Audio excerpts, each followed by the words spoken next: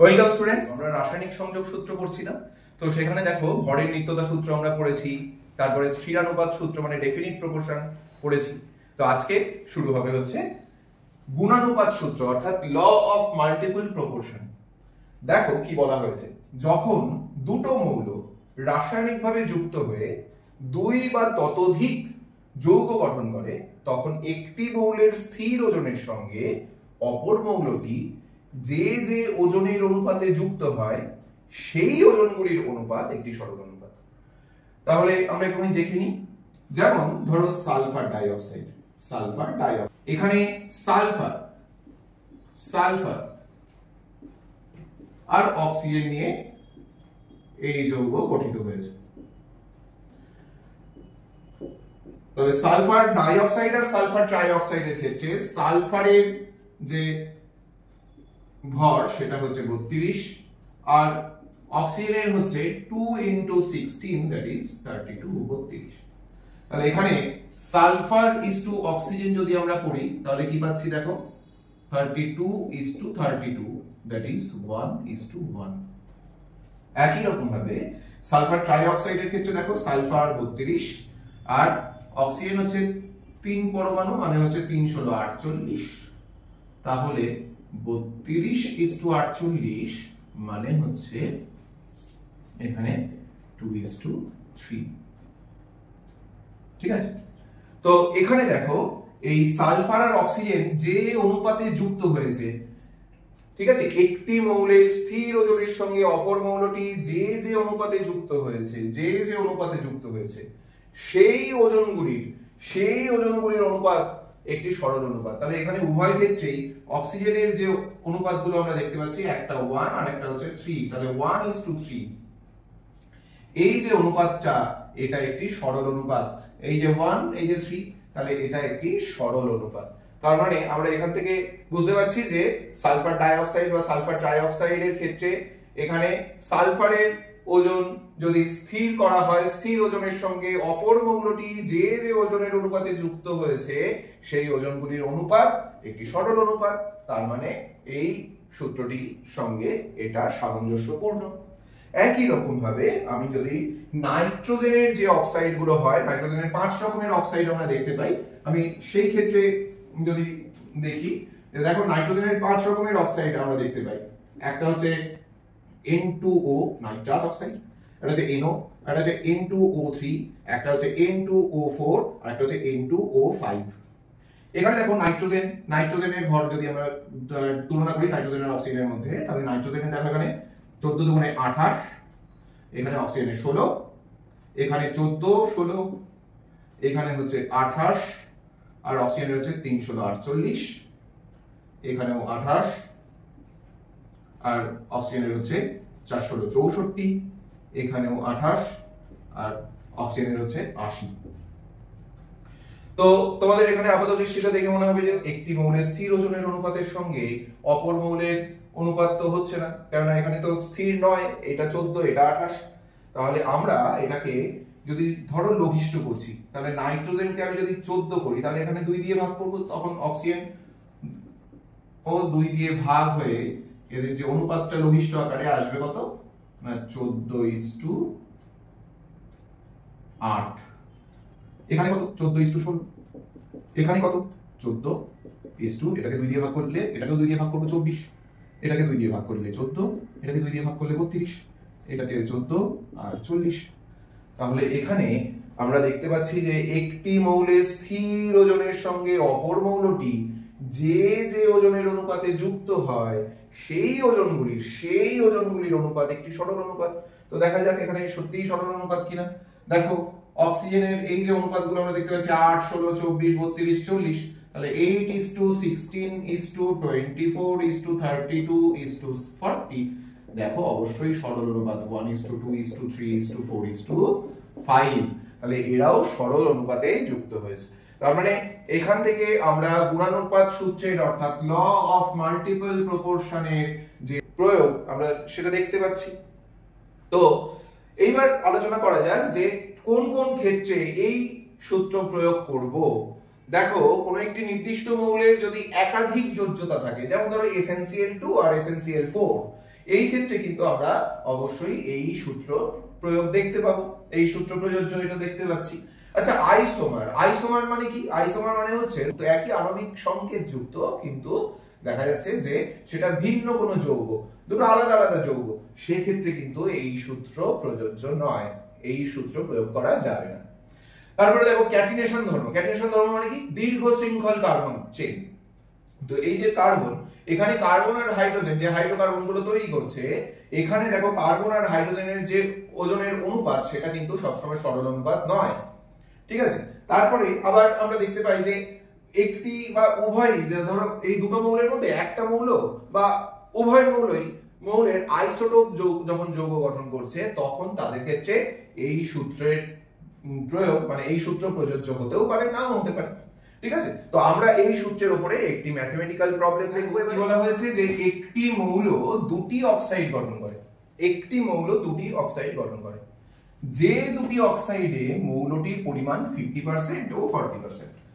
প্রমাণ করো এই ফলাফলগুলি গুণানুপাত সূত্রের সঙ্গে সামঞ্জস্যপূর্ণ। তো দেখো বলেছি একটি মৌল দুটো অক্সাইড গঠন করে, তাহলে প্রথম ক্ষেত্রে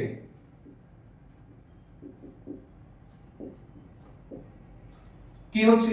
মৌলটি যে অক্সাইড গঠন করেছে সেখানে মৌলটির পরিমাণ 50%, তার মানে 50% একটা মৌলের 50% যতটা অক্সিজেনের সঙ্গে যুক্ত হয়েছে সেটা হচ্ছে আবার 50%, 100 - 50 মানে 50, তাই তো?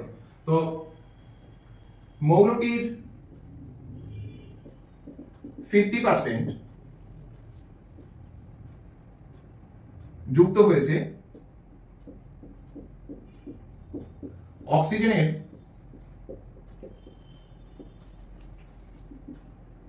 100 - 50 ইকুয়াল টু 50% এর সাথে। তো আমরা যদি ধরি মৌলটির 50 গ্রাম, মৌলটির 50 গ্রাম যুক্ত হয়েছে অক্সিজেনের 50 গ্রাম এর সাথে, তবে মৌলটির 1 গ্রাম যুক্ত হবে অক্সিজেনের 50/50, দ্যাট ইজ 1 গ্রাম এর সাথে। আবার দ্বিতীয় ক্ষেত্রে দেখো, দ্বিতীয় ক্ষেত্রে মৌলটির 40% যুক্ত হয় অক্সিজেনের 100 - 40, 60% এর সাথে। মানে মৌলটির 40 গ্রাম যুক্ত হয় অক্সিজেনের 60 গ্রামের সাথে। একই রকম ভাবে মৌলটির 1 গ্রাম যুক্ত হয় অক্সিজেনের 60/40 ইকুয়াল টু 1.5 গ্রামের সাথে। তো দেখো এখানে গুণানুপাত সূত্রে কি বলা হয়েছিল? যে একটির স্থির ওজন, একটি মৌলের স্থির ওজনের সঙ্গে অপর মৌলটি যে যে ওজনের অনুপাতে যুক্ত হয় সেই অনুপাতগুলি একটি সরল অনুপাত। তাহলে এখানে অক্সিজেন এই মৌলটির সঙ্গে যে যে অনুপাতে যুক্ত হয়েছে, যে যে অনুপাতে যুক্ত হয়েছে, যে যে অনুপাতে যুক্ত হয়েছে তার অনুপাত কি হচ্ছে? 1:1.5, that is 2:3, অর্থাৎ সরল অনুপাত, অর্থাৎ সরল অনুপাত, তাই তো? তাহলে আমরা এখান থেকে দেখতে পাচ্ছি যে হ্যাঁ, অবশ্যই এই ফলাফল দুটো গুণানুপাত সূত্রের সাথে সামঞ্জস্যপূর্ণ, ঠিক আছে?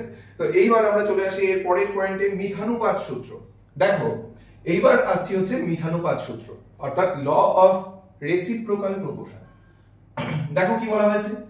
দুই বা ততোধিক মৌল যখন অপর একটি মৌলের স্থির ওজনের সাথে ভিন্ন ভিন্ন ওজন অনুপাতে যুক্ত হয়, দুই বা ততোধিক মৌল যখন অপর একটি মৌলের স্থির ওজনের সাথে ভিন্ন ভিন্ন ওজনের অনুপাতে যুক্ত হয়ে একাধিক যৌগ গঠন করে, তখন যদি প্রথমোক্ত মৌলগুলি নিজেদের মধ্যে যুক্ত হয় তারা একই ওজন অনুপাতে বা ওজনগুলির সরল গুণিতকের অনুপাতে যুক্ত হয়। তো এটাকে বলা হচ্ছে মিথানুপাত সূত্র। এটার ব্যাখ্যাটা এরকম, দেখো ধরো কার্বন হাইড্রোজেনের সঙ্গে CH4 যৌগ গঠন করলো, কার্বন অক্সিজেনের সঙ্গে CO2 যৌগ গঠন করলো, আর হাইড্রোজেন অক্সিজেনের সঙ্গে H2O যৌগ গঠন করলো। তো এখানে দেখো কার্বন দুই বা ততোধিক মৌল যখন অপর একটি মৌলের স্থির ওজনের সঙ্গে ভিন্ন ভিন্ন ওজনের অনুপাতে যুক্ত হয়, মানে এখানে দেখো হাইড্রোজেন কার্বনের সঙ্গে একটা নির্দিষ্ট ওজনের অনুপাতে যুক্ত হয়েছে, আর এখানে অক্সিজেনও কার্বনের সঙ্গে একটা নির্দিষ্ট ওজনের অনুপাতে যুক্ত হয়েছে, মানে এখানে কার্বনের ওজনকে স্থির ধরা হয়েছে আর হাইড্রোজেন আর অক্সিজেনের ওজনটা ভিন্ন এক্ষেত্রে, ঠিক আছে। তো এরা যে ওজনের অনুপাতে যুক্ত হলো, দেখা গেল হাইড্রোজেন এবং অক্সিজেন, মানে বলা হয়েছে যে তখন প্রথমোক্ত মৌলগুলি নিজেদের মধ্যে যেভাবে যুক্ত হয় তারা একই ওজন অনুপাতে বা ওজনগুলির সরল গুণিতকের অনুপাতে যুক্ত হয়। প্রথমোক্ত মৌল কারা কারা ছিল? এই যে হাইড্রোজেন আর অক্সিজেনের কথা বলা হয়েছিল। তো এই হাইড্রোজেন আর অক্সিজেন ক্ষেত্রে এরা যখন নিজেদের মধ্যে যৌগ গঠন করলো, তখন কিন্তু এইখানে যে ওজনের অনুপাতে যুক্ত হয়েছিল সেই ওজনের অনুপাতে বা তার সরল গুণিতকের অনুপাতে যুক্ত হলো। তো আমি এটাকে যদি দেখি, দেখো ইন কেস অফ CH4 মানে মিথেনের ক্ষেত্রে দেখো কার্বনের 12 ভাগের সাথে হাইড্রোজেনের 4 ভাগ যুক্ত হয়েছে, তাহলে 3:1 অনুপাতে যুক্ত হয়েছে। আবার এখানে carbon dioxide, in case of carbon dioxide দেখা যাচ্ছে যে কার্বনের 12 ভাগের সঙ্গে অক্সিজেনের 32 ভাগ যুক্ত হয়েছে, তাহলে এখানে কি হচ্ছে 3-4-12, 4-8-32, 3:8 অনুপাতে যুক্ত হয়েছে। আর এখানে হাইড্রোজেন আর অক্সিজেন এবার আবার আমি যদি দেখি ইন কেস অফ ওয়াটার, খেয়াল করো এখানে হাইড্রোজেন আর অক্সিজেন, হাইড্রোজেনের 2:1 is to অক্সিজেনের হচ্ছে 16, that is 2:16 is equal to 1:8। তাহলে দেখো এই সূত্রটা সঙ্গে এটা সামঞ্জস্যপূর্ণ, অর্থাৎ এখানে কার্বনের স্থির ওজনের সাথে হাইড্রোজেন এবং অক্সিজেন যে যে ওজনের অনুপাতে যুক্ত হয়েছিল, হাইড্রোজেন আর অক্সিজেন যখন নিজে যৌগ গঠন করলো, সেই যৌগে হাইড্রোজেন আর অক্সিজেনের ওজনের অনুপাত কিন্তু এই অনুপাতের সমান হলো। এখানে দেখো হাইড্রোজেন আর অক্সিজেনের অনুপাত কি পেলাম আমরা এখান থেকে, hydrogen is to oxygen, that is 1:8, আবার এখানেও দেখো 1:8 পাচ্ছি। তাহলে অবশ্যই এরা মিথানুপাত সূত্রকে গ্র্যান্ট করছে, সমর্থন করছে। তো এরকম দেখো মিথানুপাত সূত্রের ক্ষেত্রে আমরা বলতে পারি যে মিথানুপাত সূত্রকে আমরা তুল্যাঙ্ক সূত্রও বলতে পারি। কেন তুল্যাঙ্ক সূত্র বলতে পারি? দেখো কোনো মৌলের যত ভাগ, মিথানুপাত সূত্রকে আমি এখানে লিখছি যে মিথানুপাত সূত্রকে তুল্যাঙ্ক সূত্র বলা হয়। মিথানুপাত সূত্রকে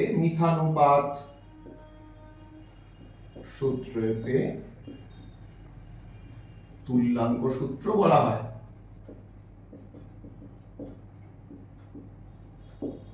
এটা কিন্তু ইম্পর্টেন্ট, এখান থেকে প্রশ্ন আসতে পারে। তো মিথানুপাত সূত্রকে কাকে তুল্যাঙ্ক সূত্র বলা হয়? এক্ষেত্রে মিথানুপাত সূত্র হবে উত্তর, ঠিক আছে। বা একে আর কি বলা হচ্ছে, তুল্যাঙ্ক সূত্র বলছি আমরা। তো মিথানুপাত সূত্রে কি দেখা যাচ্ছে যে ধরো কোনো মৌলের যত ভাগ হাইড্রোজেনের 1.008 ভাগ, অক্সিজেনের 16 ভাগ, ক্লোরিনের 35.5 ভাগ এর সাথে যুক্ত হয় বা তত ভাগ প্রতিস্থাপিত করতে পারে, তত ভাগ হাইড্রোজেন, অক্সিজেন, ক্লোরিনকে প্রতিস্থাপিত করতে পারে,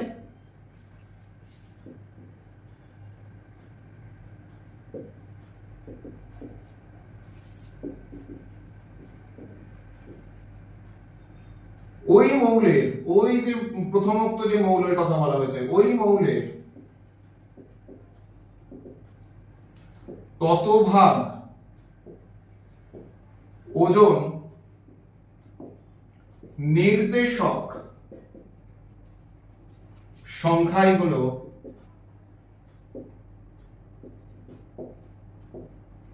ওই মৌলের তুল্যাঙ্ক ভার।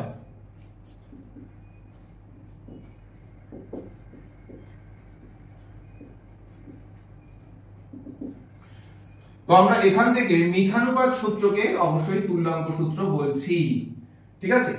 তো এখান থেকে আমরা একটা প্রবলেম দেখে নেব। এবারে বলা হয়েছে যে H2S এ 94.11% সালফার আছে আর H2O তে 11.11% হাইড্রোজেন আছে এবং সালফার ডাই অক্সাইডে 50% অক্সিজেন আছে। তো দেখাও যে এই তথ্যগুলি কোন সংযোগ সূত্রের সাথে সঙ্গতিপূর্ণ। এখানে দেখো আমরা ইন কেস অফ ওয়াটার, এই জলের ক্ষেত্রে আমরা দেখতে পাচ্ছি যে বলা হয়েছে যে হাইড্রোজেন আছে কত গ্রাম, হাইড্রোজেন আছে আমি ধরে নিলাম এটা 11.11 গ্রাম, 11 গ্রাম ধরে নিলাম, এত গ্রাম হাইড্রোজেন যুক্ত হয়েছে। কতটা অক্সিজেনের সঙ্গে যুক্ত হয়েছে, কতটা অক্সিজেনের সঙ্গে যুক্ত হয়েছে 100 minus 11.11 that is 88.89 গ্রাম। তাহলে এত গ্রাম অক্সিজেনের সঙ্গে কতটা হাইড্রোজেন যুক্ত হয়েছে 11.11 গ্রাম। তাহলে এখানে দেখো, এখানে 88.89 গ্রাম অক্সিজেনের সাথে যুক্ত হয়েছে 11.11 গ্রাম হাইড্রোজেন। অতএব 1 গ্রাম অক্সিজেনের সাথে যুক্ত হয়েছে 11.11 বাই 88.89 গ্রাম হাইড্রোজেন, এত গ্রাম হাইড্রোজেন, অর্থাৎ 1/8 that is 0.125 গ্রাম বা এতটা হাইড্রোজেন। আবার দেখো সালফার ডাই অক্সাইডের ক্ষেত্রে কি হচ্ছে, দেখো এখানে সালফার কতটা বলেছে 50% অক্সিজেন আছে, তাহলে সালফারও 50%ই আছে, মানে 50 গ্রাম, আর অক্সিজেনও 50 গ্রাম। তার মানে 50 গ্রাম অক্সিজেনের সাথে যুক্ত হয় 50 গ্রাম সালফার। অতএব 1 গ্রাম অক্সিজেনের সাথে যুক্ত হয় 50/50 ইকুয়াল টু 1 গ্রাম সালফার। তাহলে এখানে এক্ষেত্রে আমরা দেখব যে এক্ষেত্রে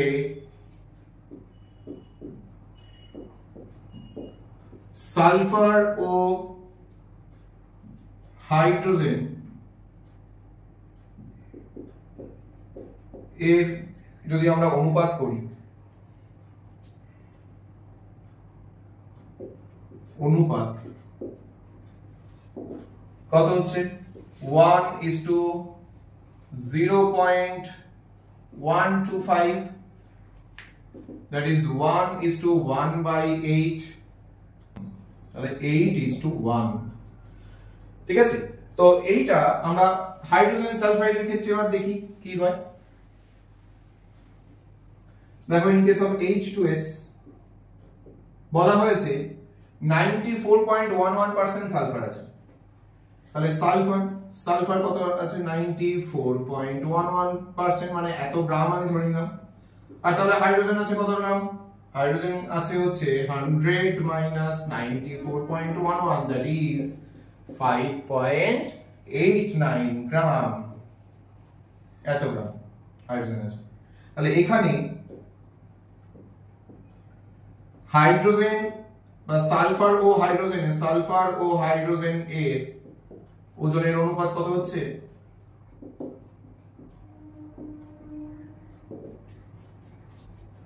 94.11 is to 5.89 that is 16:1। এবার খেয়াল করো যে প্রথম ক্ষেত্রে সালফার আর হাইড্রোজেনের অনুপাত আমরা পেয়েছিলাম 8:1, আর এখন পেলাম 16:1, অর্থাৎ এটা কিন্তু এই তথ্যটা অবশ্যই মিথানুপাত সূত্র মানে রেসিপ্রোকাল প্রপোর্শনের সঙ্গে কিন্তু রিলেটেড বা সঙ্গতিপূর্ণ। কেন? কারণ দেখো এখানেও সালফার আর হাইড্রোজেনের ওজনের অনুপাত এই ওজনের অনুপাতের সরল গুণিতক 16:1 এসছে, তার মানে এইটা অবশ্যই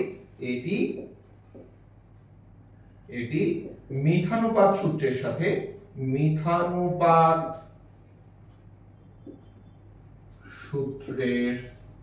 সাথে সঙ্গতিপূর্ণ বলতে পারি আমরা। ঠিক আছে, তো এই ছিল হচ্ছে মিথানুপাত সূত্র। এরপরে আজকে লাস্ট টপিক, সেটা হচ্ছে গে-লুসাকের গ্যাস আয়তন সূত্র। দেখো আজকে লাস্ট টপিক গে-লুসাকের গ্যাস আয়তন সূত্র, law of gaseous volume of Gay-Lussac. তো কি বলা হয়েছে? স্থির উষ্ণতা ও চাপে যদি চাপ এবং উষ্ণতাকে স্থির করা হয়, বিক্রিয়াকারী গ্যাসগুলি যদি যারা বিক্রিয়া করছে, বিক্রিয়ক যে গ্যাসগুলো রয়েছে, সেই বিক্রিয়াকারী গ্যাসগুলি তাদের আয়তনের সরল অনুপাতে যুক্ত হয় এবং বিক্রিয়াজাত পদার্থ অর্থাৎ বিক্রিয়াজাত যেটি বিক্রিয়া করে উৎপন্ন হলো, সেই বিক্রিয়াজাত পদার্থ যদি গ্যাসীয় হয় তবে সমচাপ ও উষ্ণতায় তার আয়তন বিক্রিয়ক গ্যাসগুলির সঙ্গে সরল অনুপাতে থাকবে। তো আমরা এখান থেকে একটা বিক্রিয়া দেখি, যে ধরো N2 nitrogen gas plus hydrogen 3H2 এটাও গ্যাস। তো এই নাইট্রোজেন আর হাইড্রোজেন গ্যাস মিলে তৈরি করছে দুই অণু NH3 অর্থাৎ অ্যামোনিয়া গ্যাস। তাহলে এরা হচ্ছে বিক্রিয়ক